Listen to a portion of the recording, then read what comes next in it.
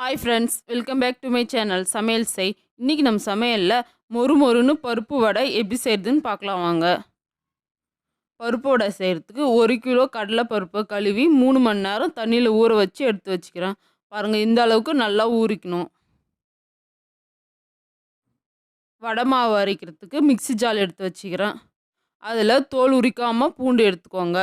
இதிலே கொஞ்சமாக இஞ்சி தோல் சீவி எடுத்து வச்சுக்கிறேன், அதை சேர்த்துக்கிறேன். இது கூடவே கொஞ்சமாக கடலை பருப்பு சேர்த்துக்கலாம்.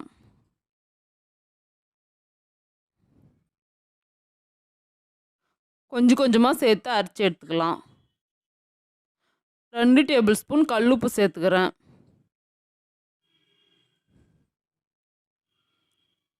சேர்த்துட்டு இதை நல்லா நைஸாக அரைச்சிக்கலாம்.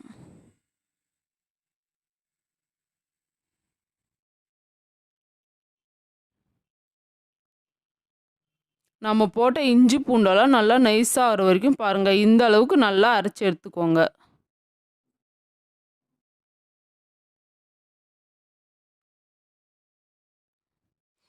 இப்போ ஒரு பெரிய பாத்திரத்தில் அரைச்ச மாவை சேர்த்துக்கலாம். இதே மாதிரி எல்லா பருப்பையும் அரைச்சி எடுத்துக்கலாம். பாருங்கள், நல்லா நைஸாக அரைக்காமல் இந்த மாதிரி கொஞ்சம் கொறுகொறுப்பாக அரைச்சி எடுத்துக்கலாம். அப்போ தான் வடை சாப்பிடும்போது மொறு மொறுன்னு நல்லா டேஸ்ட்டாக இருக்கும்.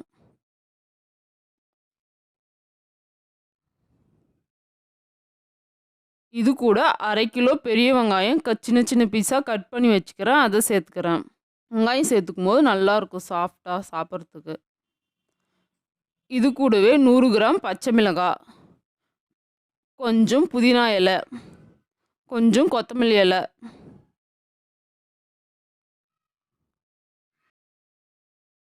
கருவேப்பிலை இலை கொஞ்சம், இதெல்லாம் சேர்த்துட்டு நல்லா மிக்ஸ் பண்ணிக்கலாம்.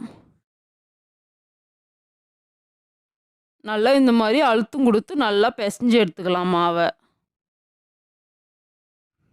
நம்ம மாவு பிசையும் போதே வாசனையாக நல்லாயிருக்கும்.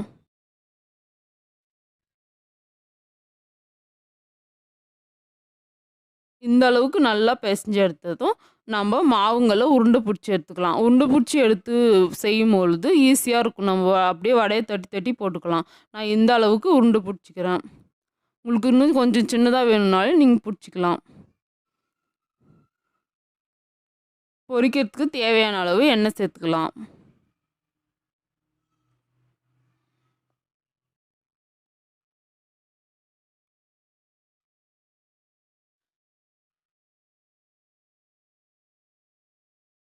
எண்ணெய் நல்லா காஞ்சி வந்ததும் நம்ம உருண்டை பிடிச்சி எடுத்து வச்சுக்கிற மாவை இந்த மாதிரி உள்ளங்கையில் வச்சு இந்த மாதிரி தட்டிக்கோங்க.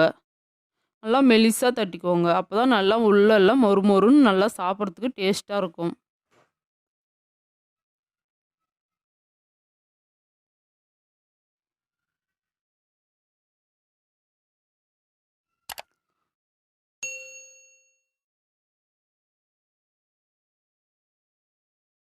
எண்ணெய் நல்லா காஞ்சிடுச்சு. இப்போ நம்ம தட்டி வச்சுக்கிற வடையை சேர்த்துக்கலாம். இந்த மாதிரி எடுத்து கடாயில் ஓரமாக சேர்த்துக்கோங்க.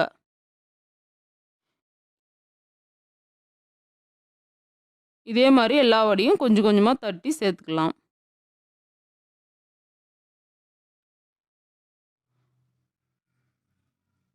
நான் வடையை பொரிக்கிறதுக்கு கடலெண்ணெய் யூஸ் பண்ணிக்கிறேன். நீங்களும் அந்த எண்ணெய் யூஸ் பண்ணி சமைச்சு பாருங்கள், செம்ம டேஸ்ட்டாக இருக்கும். இந்த மாதிரி ஒரு கம்பி வச்சு திருப்பி திருப்பி விடுங்க.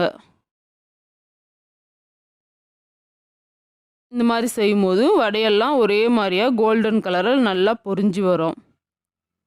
பாருங்கள், எந்த வடையும் உடையாமல் நம்ம போட்ட வடை அப்படியே அழகாக பொரிஞ்சு இருக்குது.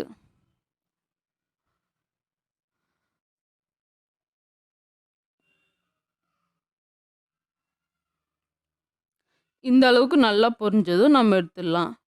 சூப்பரான பருப்பு வடை ரெடி ஆயிடுச்சு.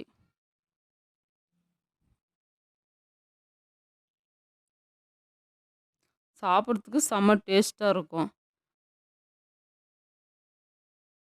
இதே மாதிரி எல்லா மாவுகளையும் வடை தட்டி போட்டு எடுத்துக்கலாம்.